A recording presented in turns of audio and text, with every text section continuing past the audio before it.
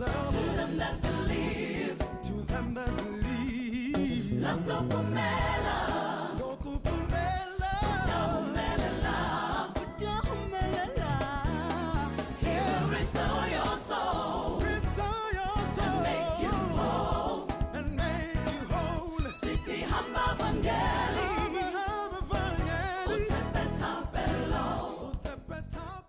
Greetings and a warm welcome to Shihlobo as we bring you another powerful word by Bishop Musasono. As you watch the sermon, we trust that you will find this teaching to be practical and life-changing. Do enjoy the sermon.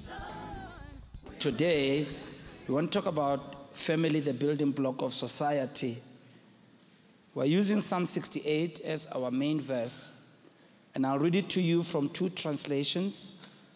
In the King James, and I'm sorry that we read in the middle of the verse, starting at verse 5, it talks about God. And then this is what it says about God: a father of the fatherless and a judge of the widows is God in his holy habitation. Then verse 6 says, God setteth the solitary in families. He bringeth out those which are bound with chains, but the rebellious dwell in a dry land.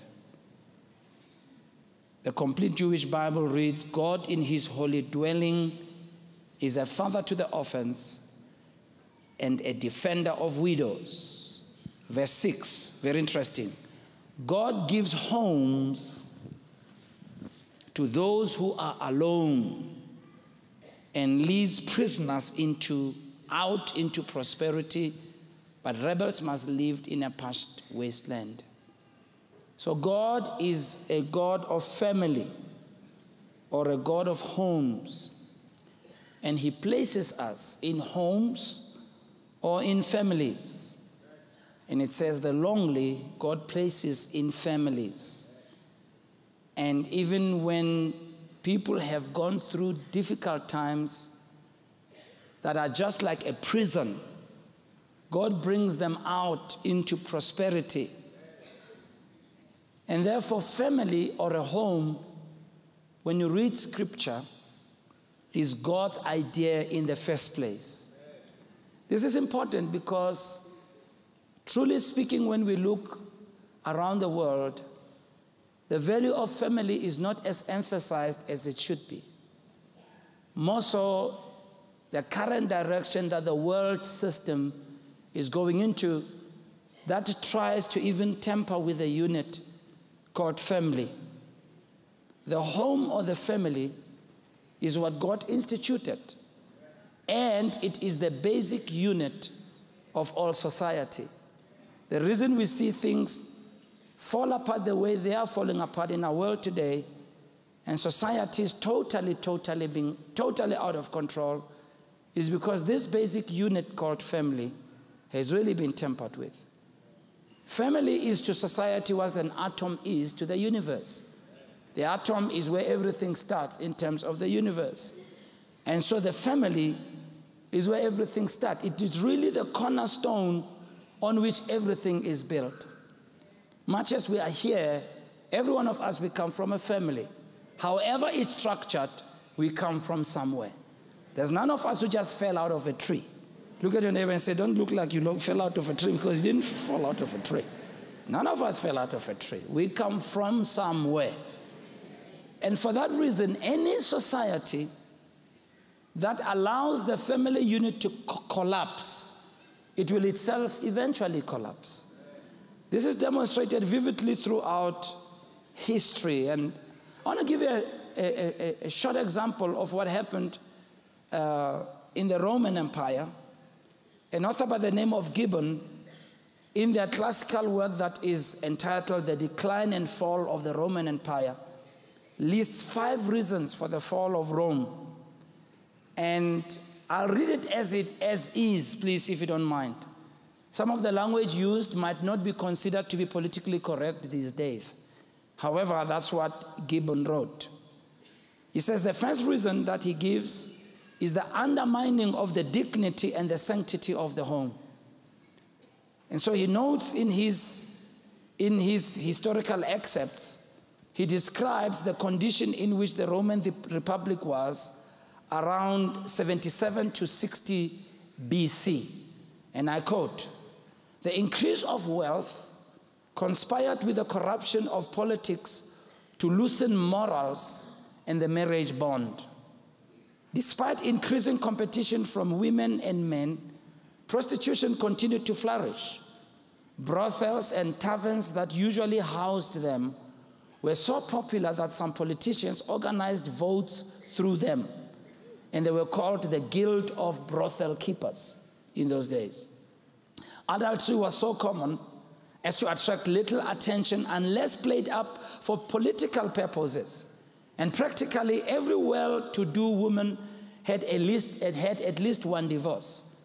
This was not the fault of women. It resulted largely from the subordination of marriage in the upper classes, the money, and the politics.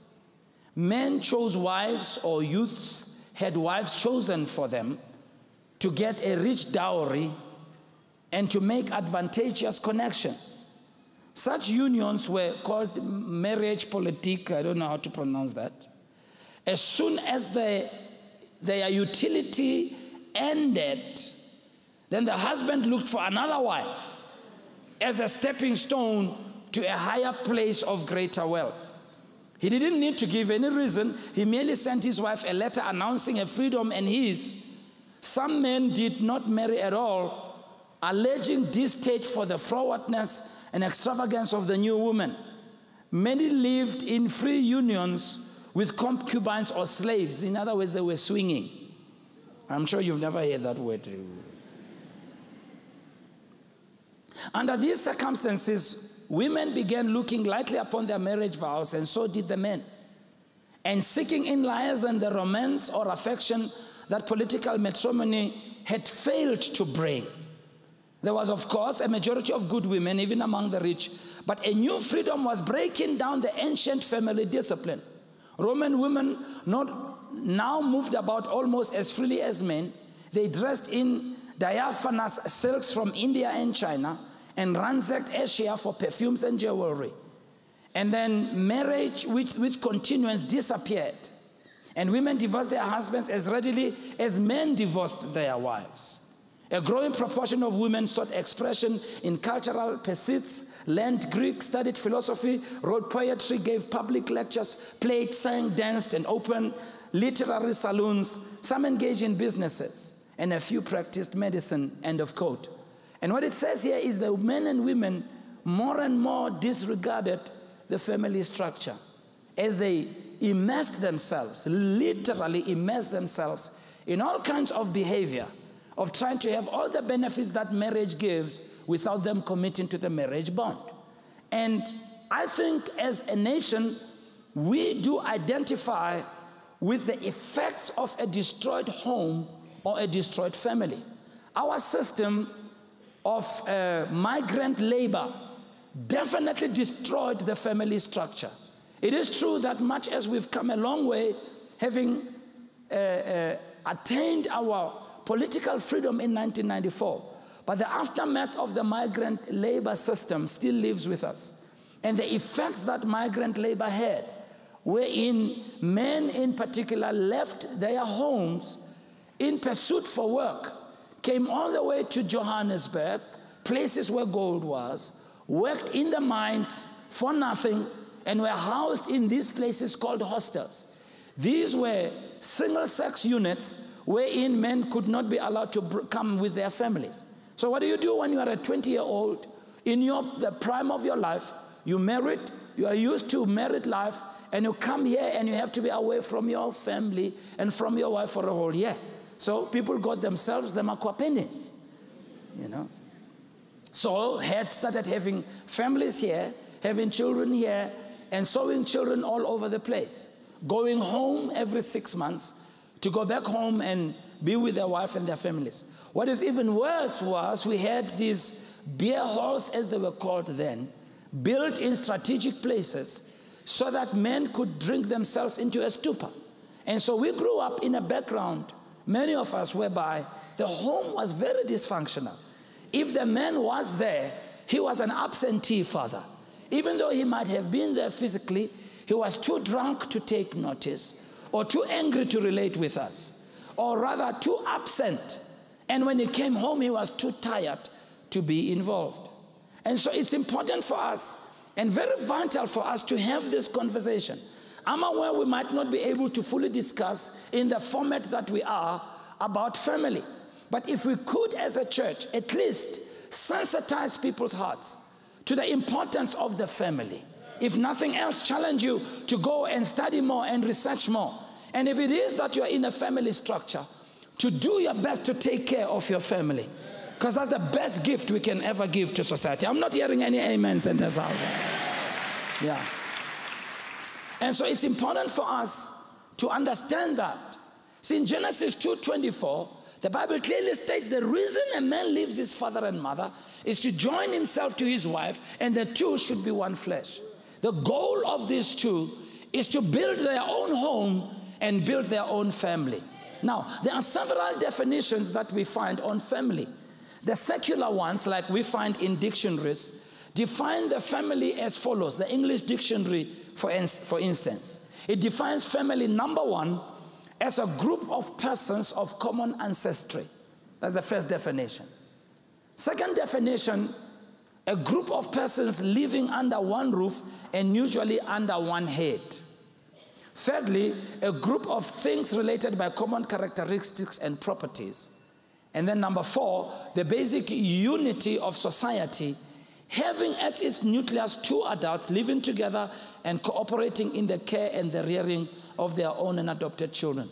Now you can tell that there's a lot of neutral things that are said there about family, not really fully defined within the Bible parameters or the Bible context. For that reason, I want to present to you the biblical definition of a family, the concept of family at least, as we read in the Old Testament and in the New Testament, all right? In the Old Testament, you know that the family was a very close unit, very, very close. It was the structure that God used as a vehicle through which God communicated with mankind. For instance, in Genesis chapter 7, it says that when you read verse 1, the Lord said to Noah, go into the ark, you and your whole family. Now note, it's quite interesting when you read the Bible, like I pointed out last week. I would really love for you to challenge yourself as you read the Bible to note the many, many times when God spoke to somebody, he also involved their family. Because that's just the way God works. That's God's modus operandi. He doesn't leave your family out. So God speaks to Noah, and he says, go into the ark, you and your family, because I have found you righteous in this generation. Then in chapter 6, verse 18, he spoke to Noah before. He says to him, I will establish my covenant with you, and you will enter the ark, you, watch this, and your sons, and your wife, and your son's wife with you. See, God in some way is saying, even when I visit you as God, I'm not going to only touch your life, I'm interested in your family as well. Because that's just the way God is. God is a family-oriented God. God is the builder of a home and the builder of a family. In the New Testament, very interesting, we find the word family and the word household. It appears several times in the New Testament. And the Greek word for that word, family or household, is similar. Is the word T-H-E-R-A-P-E-I-A. There it is on the screen. T-H-E-R-A-P-E-I-A. You can pronounce it if you have the courage to do so. This word is very enlightening because this word is a very versatile word. And it has quite a big range depending on the context of the word. So, if you take this word, which is used for family, and study it, it's quite interesting. And let me give you some examples of how this word is translated in the Bible, that same word that you saw on the screen. In Matthew 24:45, it's translated as household, all right? Household. In Luke chapter 12, verse 42, it's translated as the word servant. Same word, same word. In Luke 9:11, it's translated as healing. So it's household, servant, healing. And then in extra biblical material, that word is translated to mean the worship of God and to also mean service. All right? The verb form of that word means to serve, to care for, or to care. Which means this: family, according to God, is to serve as a base where work, care, service, healing, and worship are common elements. These things must happen in a home. They must be practiced in a home. They must be taught in a home. It's in a home where we must be taught to work and take responsibility. It's in a home. As children, we need to be taught. As we grow, we need to be taught. You know, I was sharing with them in the first service. I'm so thankful. Yesterday, I spent time with people in our volunteers. After the service, I spoke to them. There were many of them. So we were here for almost an hour and a half, 2 hours. And one of them actually, and I won't give her name away, okay? But one of the ladies in our church happens to know me when I was still in a higher primary school. That's many years ago. That's when I was very young and very handsome. And both the handsome and the young is gone. So she remembers that. And she reminded me of something that I had totally forgotten. But as she spoke, I remembered that one day at our school, our principal had me come to the stage in the morning assembly and told all the children that they must follow my example. Yeah, I'm telling you. No. You must give a hand to my parents, not to me. It's not me at all. And the principal said, this young man, when he comes from school, he goes straight home. He always does his homework. He's always whatever. And you know, when she was talking, I was standing here thinking, Kiri, you know, thank God for good parents. Serious. Yeah. Thank God for parents who taught me as a child that when I leave and go somewhere, I must tell them where I'm going, who I am with, and when am I coming back. My father did that till I was in my 20s and I was dating wifey here, and he would ask me, where are you going? When are you coming back? Forgive. Here I am, I'm earning my own salary and I'm driving my own car and I'm a pastor and I must still report. Forgive. But you know, I thought about it. What a gift you are as a parent to your children. In the home where you can teach children to work. I thank God for my late mother who didn't spoil me because I'm the only boy at home. I've got 4 sisters, 2 older than me, 2 younger than me. You know, in African culture, I don't know how to say it in English. How do you say it? You are a what? You are a what? You're a what? You are a... What's a PO? You are a kidney surrounded by fat. It's synonymous. It means you are in so much comfort. I mean, you are surrounded by girls. So you don't have to work. Oh, my mother, she said, I'm going to skin off the fat and expose the kidney. That woman made me work. Hey! I did everything my sisters did. There was no work at home for boys or for girls. No. If they knelt down to scrub the floor, I scrubbed with them. Hey. She taught me that when I take my clothes off, I don't leave them in a pile and expect my sisters to clean up after me. I can hear the amen seem to be disappearing. But you know, it's later on that I'm thankful to my mom for that. Grateful to my mother. What a gift family is. You know, sometimes you can see when, unfortunately, people didn't have that privilege to be raised in a home. When someone never grew up in a home, it's very difficult, Basalan. They learn things that are very difficult to correct.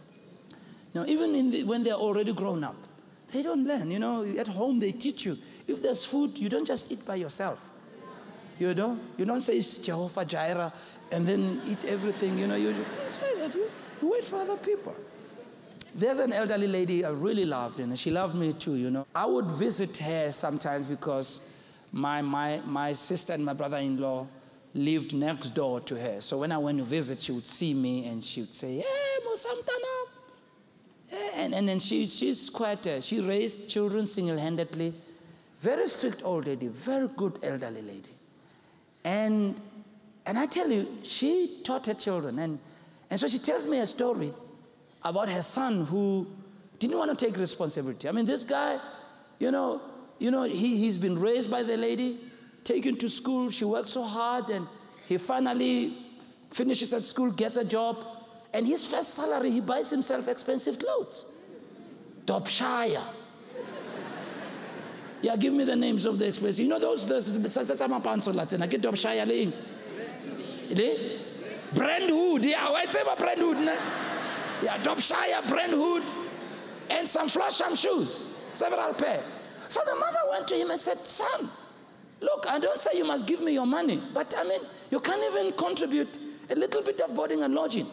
You're staying here in my house, you're working, you can say I'm a single parent, you can say how much I'm struggling. Now when you work and you get money, you can't even contribute." Oh, the brother wouldn't listen. And this woman said, "I'm going to solve this boy. I'm going to solve this boy." So one day she says to me, "Mtanam, I decided I'm going to cook a 3-course meal." Now, for you younger ones, you may not appreciate that, okay? In our day, we never used to have the privilege to eat meat during the week. We were very poor people. We didn't eat meat during the week. We only had pap, lisawa, or a papa kalibis. All right? And not only that, even on Sunday, when we were supposed to be eating something that is we couldn't have dessert. Dessert only came Christmas time and New Year's time. Okay, so I got to put that in context. But she decided during the week, she's going to cook 3-course meal, a starter, main meal, and dessert. Yeah. Not only is she going to cook that meal, she said, "I set out the tablecloth." You must remember, we never had tablecloths during the week. Not on Sunday either. Only. And then she got that crockery and cutlery that only comes out at Christmas time. Says when the kids arrived at home, they were shocked. Her girls and the boy, they were shocked. What's the occasion? And Mama said, "I'm in a good mood today. I decided to treat you well and really cook for you, my kids." So he said, "Kids, sit down." He brings out the first course, soup, serves the girls, puts all the soup on there where the girls are seated, and goes to the bedroom, gets the pair of Flosham shoes.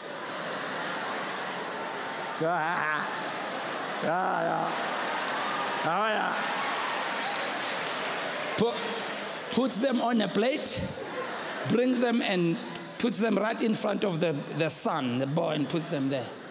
And she's very serious, and you can feel the tension in the home. Everybody's looking. The girls are not sure whether to laugh or they don't know what to do. And she said, "Let us pray. Father, we thank you for the food that we're about to receive. Lo kukukia sikukia yo sikupiwe guwe." You know the song. Na la manzi siasela siku. Amen. Then they started eating, and the brother is sitting there. And then after that, she said, the girls tried to get up to clear up. I said, no, girls, I'm serving all of you. So she cleaned up, removed the shoes, removed everything, brought the main course for the girls, went to the bedroom, got the Dobshire. Put it on the plate, put it there. Third meal, served the girls the dessert, went to the bedroom, brought the Brentwood, put it in front of the brother. And after that, she said, "You don't even have to wash the dishes. I'll wash the dishes for you tonight. You can all go to bed." Next month,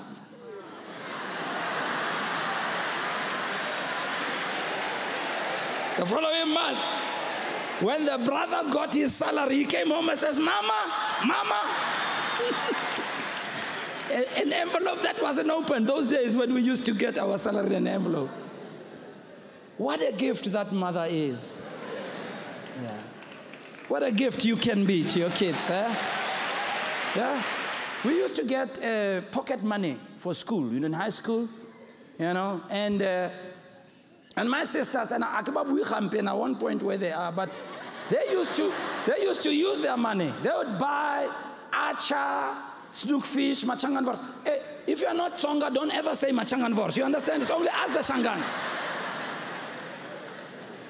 Acha, snookfish, machanganvors. They would just.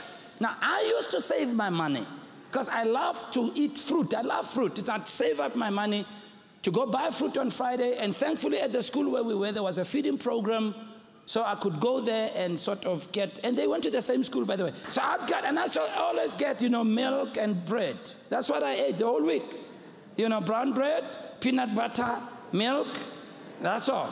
Yeah, Bona, Coca-Cola, machanganvors, snookfish, acha, and bunny chow. That's what they had. I mean, really.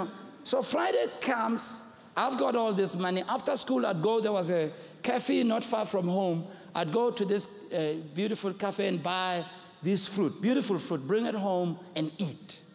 I mean, eat, really eat. Now, come on, don't give me that look. I worked hard for this thing. My mother kept looking at that, and finally one day, when I was just about to eat, she said, Musa, can you bring those fruit here? And she took all my fruit, Bazalana, really. I'm still struggling with unforgiveness and bitterness here. She cut it up for my 3 sisters or 4 sisters. Can you imagine, Bazalana, a small apple being cut into 5 pieces? And we got equal share. I didn't get the bigger piece. She distributed it equally among us all children. I was so angry. You must remember, those days when you never answered your parents.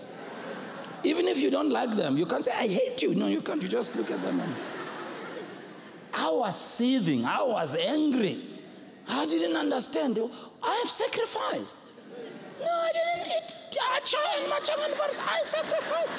How does it take me? But then it occurred to me, my mother is teaching me to share. Yeah. Well, that's where we leave it for today. We hope you are blessed by this awesome word. Join us next week as we continue on this amazing series.